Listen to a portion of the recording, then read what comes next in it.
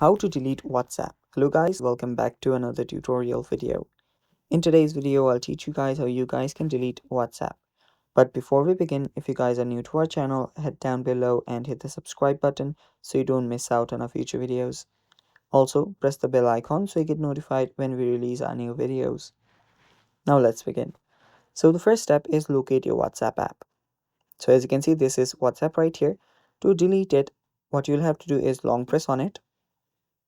Then you'll find the remove app option, tap on it, and then simply tap on delete app to delete your WhatsApp.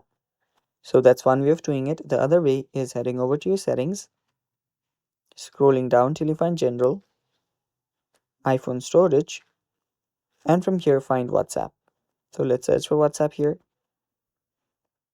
and there we go. So tap on delete app and tap on delete to confirm the deletion, and that's how you delete WhatsApp.